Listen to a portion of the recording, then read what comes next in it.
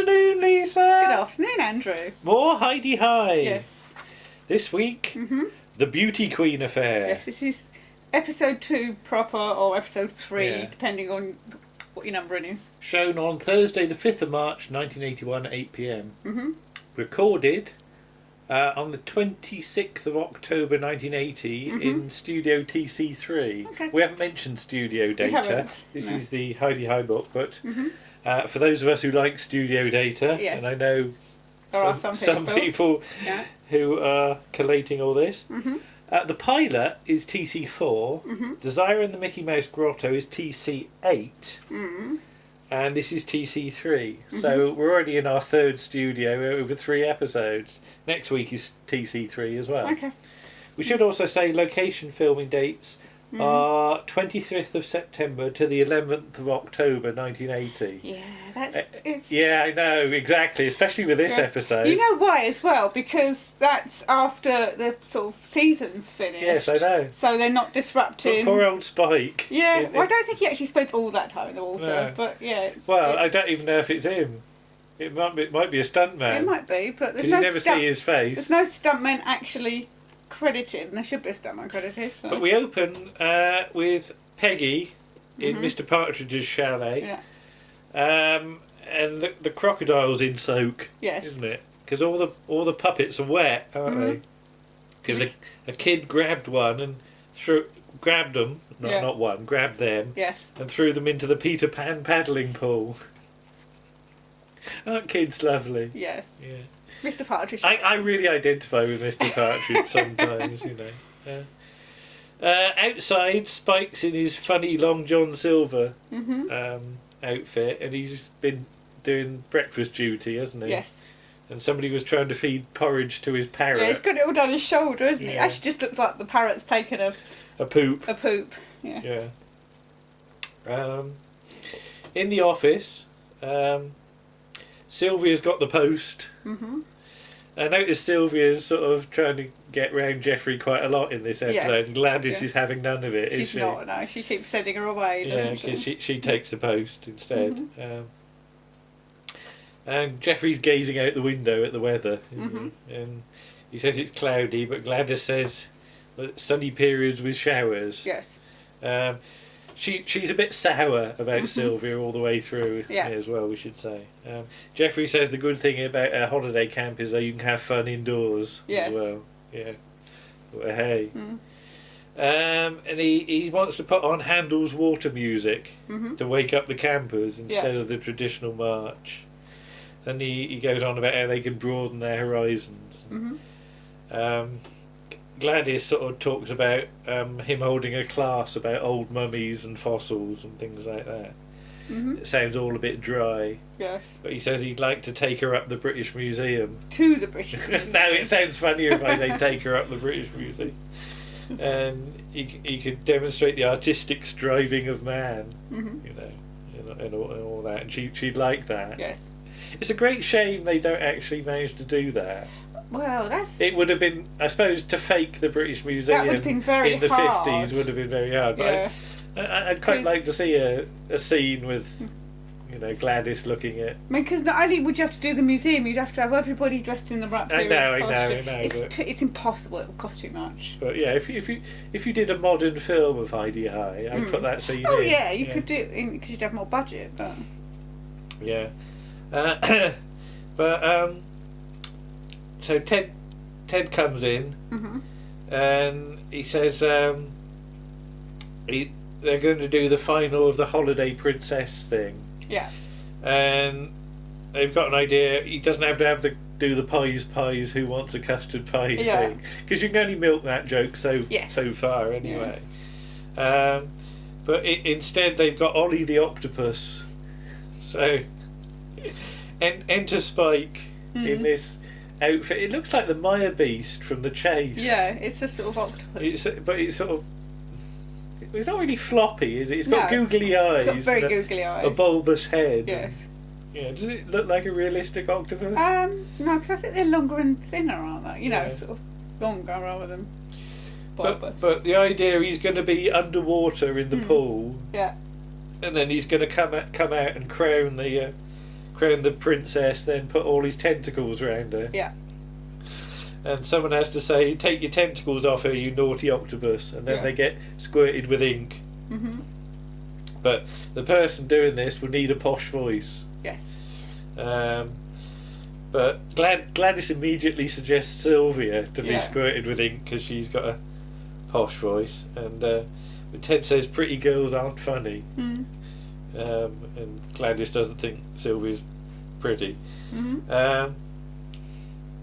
But rather than ink, they might use blackberry juice or gravy browning. It's not clear what they do use in the end, isn't it? I was trying to work out what colour it was. I think it's probably gravy browning on it, because it looked brown. It didn't look sort of... Because blackberry juice would look sort of purpley, wouldn't it? So. Maybe Jeffrey could wear bathing trunks. And I like the way they both look. Yeah. Gladys especially has a good look, doesn't she? And he says bathing suits don't have authority. No. And Ted says Tarzan's got authority. Yeah. But what you could have is the funny surgeon white coat. Yeah, but you've missed it. What Jeffrey says to that is that I'm not built like Tarzan, right, which I think is a very good line. I think you like that, all right. Yeah. But yeah, the funny surgeon costume has got a white coat, so they could use that.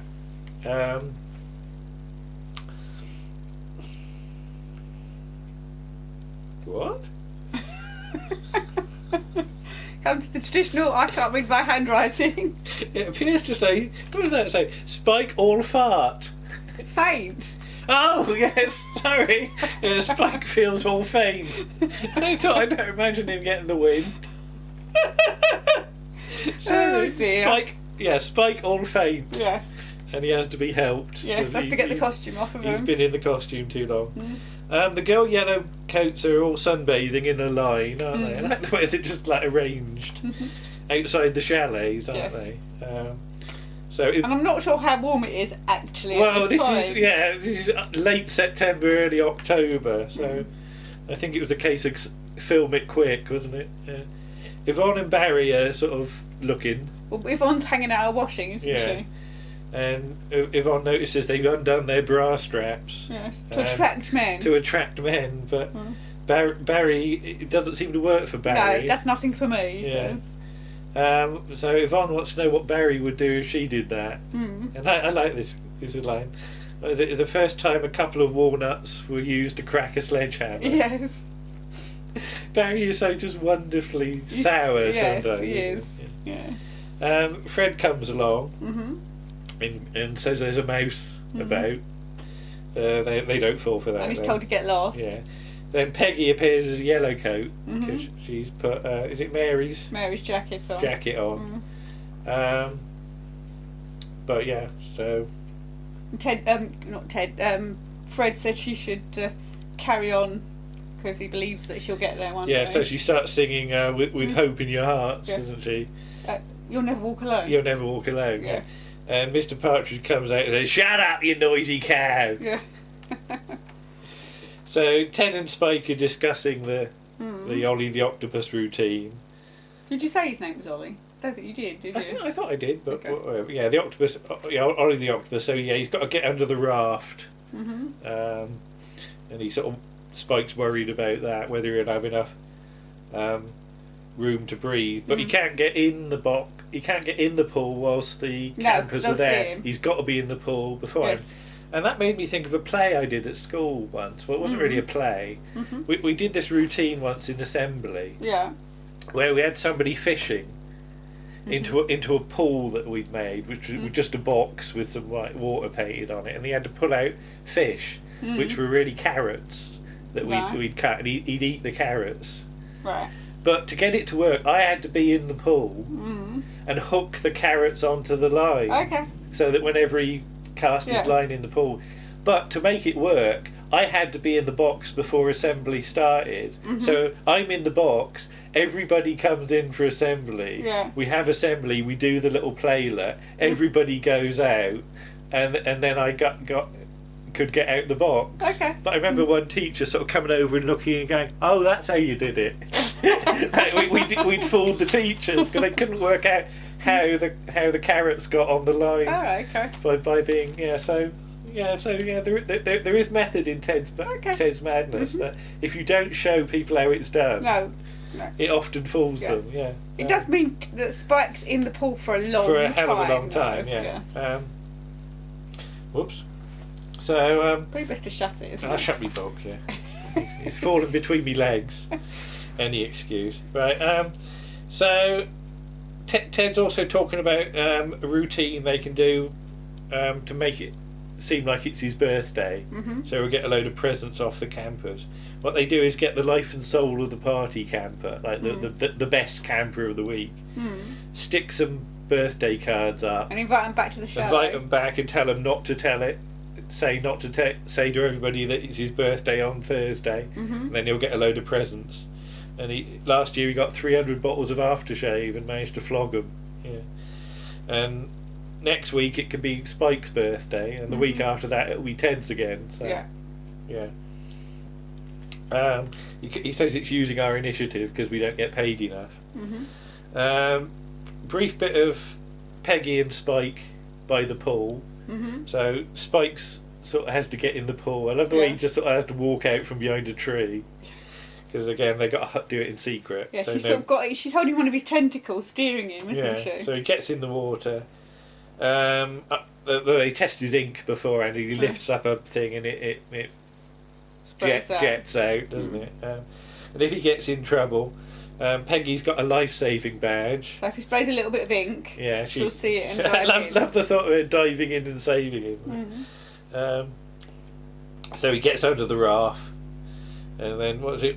The first rule of comedy: don't telegraph the joke. Somebody should write down all of the first rules of comedy, shouldn't they? So that's the third rule of comedy. So Gladys announces it's the Holiday Princess competition in half an hour. She announces it on the radio. And you get all the hidey-hi stuff and the pre-recorded ho-de-ho from the audience, from the campers, which is the same every year. So Sylvia's complaining that Gladys guards the microphone and that the others would like a go. But regional accents is a thing that Jeffrey quite likes to promote. That's quite forward thinking, because the BBC wasn't keen on regional accents at this point. Not in the 50s, no. Everybody sounded terribly poor.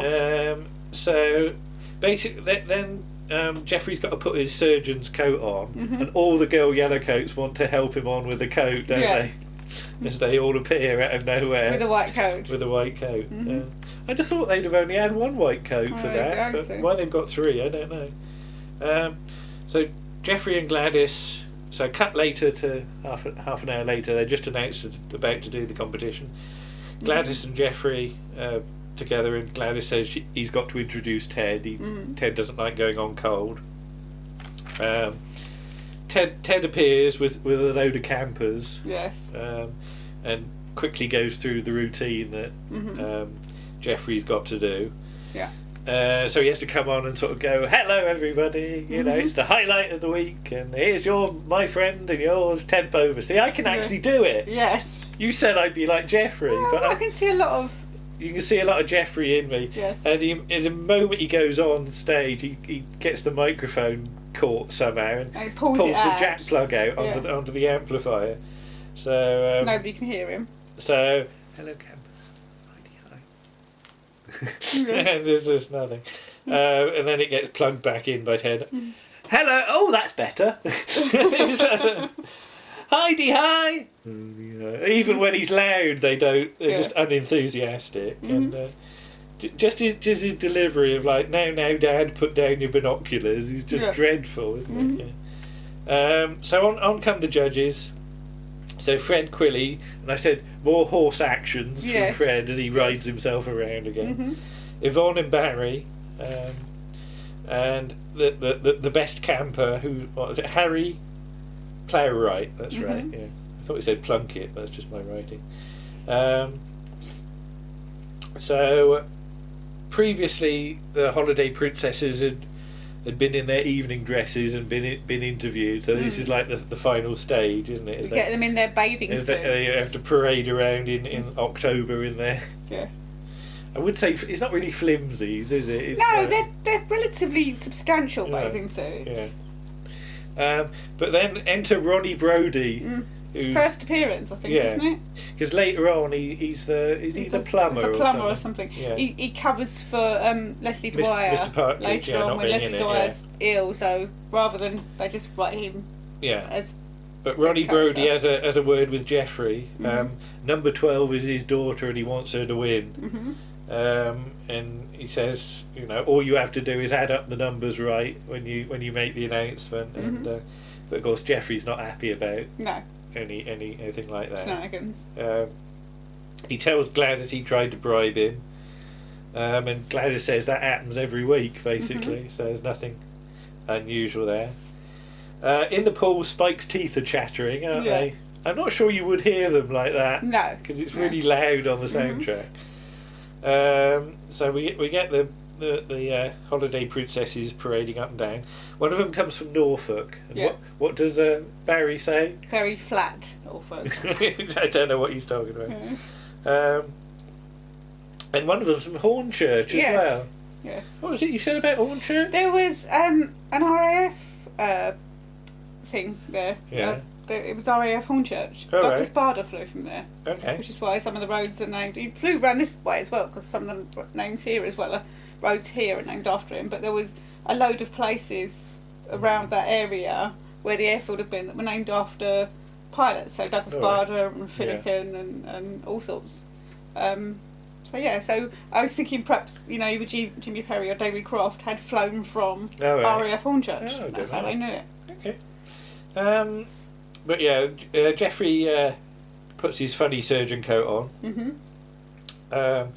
Was it Sylvia sort of helps him with that a little bit, and Gladys I love the way Gladys sort of turns him round and has him to herself, doesn't she? So Peggy crawls on, and I love the way she crawls in front of the stage and says, Spike says, get a move on. Yeah, because he's freezing. There's some thumbs up from Ronnie Brody, to encourage. Yeah. So there's a big hand for the university professor who's clearly good at adding up. I don't see why that follows. I know a lot of good mathematicians who can't do sums. There's a difference between mathematics and adding up. Right. But do you know what taught me to do adding up? Playing darts. All right. It taught me to do taking aways anyway. Yeah. Subtraction, as we call it, taking aways. I can't do takeaways. I can't do that. I can buy them, but I can't do them. But number 12 wins anyway, so Ronnie Brody's happy. Yeah. Jeffrey's a bit embarrassed, unsure, but Ollie the Octopus needs coaxing out of the pool, and indeed he needs helping out of the pool, doesn't he, as well? He's got no hand. His hands sort of trapped, aren't they? So he crowns her and puts his tentacles around her. He's only actually got 2 that move, hasn't he? Because the rest... I wondered whether they do an Alpha Centauri and have like bits of string on the other ones so that they all move at once, but they don't. So the surgeon is sent for, who's going to cut off his tentacles. Yes. Stop it at once, you naughty octopus, goes the surgeon, and he gets squirted with ink. So later on, Ted and Spike are preparing for Harry to appear. They've got some old birthday cards, some very old ones in some cases. Here's a birthday wish for you now that you are 32. Yes. So I think Ted's a bit older than that. Yes. We're meant to imply. At least 10 years older. So they fix a bottle of scotch, because they've got a full bottle of scotch and an empty one. Yes, so and Ted says you can't use the full one because they look too well off. So they put a little from the big bottle of scotch into the empty one and put it in the bottom. Yeah. Well, you would put it in the bottom. You couldn't put it in the top, could you? No. Because it would go to the bottom. Gravity, you see. Yes. I've done science. And Ted says about the funny policeman routine that Spike does. He shouldn't put his truncheon up the girl's skirt. Because it's a bit suggestive. Yeah. All right. It was me pulling a face. I get the point. King Neptune's acceptable because a trident has 3 points. Yes. Is a trident up the skirt acceptable in your book? I can see what he means, because obviously a truncheon looks more suggestive because it's just a single thick object rather than... Don't tell them all. Other objects. Moving on. So Harry comes in, and they say Harry's been joining in everything and made their job easier. Mm-hmm. They offer him a tiny, tiny drink of scotch. Yes. Point out they can't afford to drink scotch every day on their wages. He notices the birthday cards and asks whose birthday it is. I love the way Spike has to be kicked. Yes, because he forgets. Because he forgets, and he says, "Oh, it's a secret." And Ted says it's embarrassing, being given presents and all that. But he gets paid to entertain them. That's he doesn't get paid much, but he does get paid. Jeffrey comes in, and unfortunately, it gets mentioned to him that it's apparently Ted's birthday on Thursday. But he says happy birthday because he's none the wiser at this point. So cut to Gladys on the radio saying it's time to go home. And then everybody comes in the office and they've got various presents. Yeah. Mary's got a garters, hasn't she? Pair of garters, or something, and Mr. Partridge is pleased because the kid who threw Punch in the paddling pool has got chicken pox. Yes. So, everything's winning as far as he's concerned. Yeah. Ted's got a lot of loot, hasn't he? All sorts of stuff. Jeffrey wants a word with Ted in the office. Ronnie Brody comes in, and as Jeffrey's not available, he gives something to Spike in a bag, doesn't he? And so just give it to Jeffrey, he'll know what it's for. So Jeffrey says in the office to Ted that the file says his birthday is in November, not Thursday. Yeah. And Ted claims to have 2 birthdays. He's like the Queen, he's got real ones and official ones. Yeah. And he says he has a birthday every fortnight. And this is a perk he's had for 10 years, but Jeffrey says this isn't honest. And the campers are being cheated, but Ted insists that they love it. Maybe we could come to an arrangement and cut Jeffrey in for a share of the profits. But no, Ted, this is where it stops, basically, which is what the staff meeting is about. So they start the meeting. Spike sort of shows Ted there's this enormous bottle of champagne. Apparently. Is it champagne? According to the book. All right. Looked like a huge bottle of scotch to me. I thought it was a bottle of gin, to be honest. Okay, whatever. But Ted just smiles when he realises what's been going on. So Jeffrey does this speech about how the campers are being exploited with drinks and gifts and it's corrupt and dishonest. And I like the line, Bango's Mr. Partridge's thing about charging kids 3p for Mr. Punch's autograph. Yeah. So Ted hands over the drink and one something. Well, because Jeffrey says, I see Ted's bought you a drink, and so he'll leave him to enjoy it. And then he reads out the card. Yeah. So, leaving Jeffrey very uncomfortable. Oh, yeah, Jeffrey looks a bit sort of, embarrassed, doesn't he? And they all walk out, and then the last shot of that particular scene is Peggy just looking disappointed. Looking sorry for him, yeah. No, I think she disappointed in him. In him, yes. All right, okay. Yes. Not sorry for him, she's just like... Okay. So then one of these really nice end shots that I really like is we have sunset on the beach and the camera's quite a way away and Ted and Spike sort of walk into the sunset slowly. Well, it's almost like they're walking into the sea as well, but they're sort of heading that way. And Ted's got an idea that maybe Spike could spread around the news he's got an incurable disease. And only got 2 weeks to live. 2 weeks to live and 6 kids. Because you've got to hit people hard. Because they're cynical. And I love the way it's not really a laugh line, is it? No. I don't know whether there was a laugh on the soundtrack, but there just isn't one. And we just go into the end credits. But yeah, there's a fair bit going on there. And we're nicely establishing the characters now. Yeah. Still not much Mr. Partridge, but you get that next week. The next episode is a Mr. Partridge episode. Yeah, and I always like those. Like I like Mr. Granger episodes and everything, so. But yeah, pretty good one, I think. Yes, and Jeffrey's character is developing nicely, and I don't honestly know if it's what's written on the page or if it's just Simon Caddell's I think he brings quite a lot to it. Yeah. I wonder how much was written and how much he brings. But yeah, just his. It's the expressions. I just love his inability to do showbiz. Yes. Because it is so. He just gets embarrassed, doesn't he? But that's the thing. It's not bad in a way that a lot of people would be. It's bad in embarrassment, and it's very clear that he's very uncomfortable doing it. It's not just that he's rubbish at it. He's just. It's so fish out of water. Yes. So there you go. But there we go. Yes. That's that, and we'll be back. What's the next video? Probably Doctor Who, is it? Yes, on Sunday. Okay. Well, we'll see you again with that then. Okay. Bye-bye. Bye.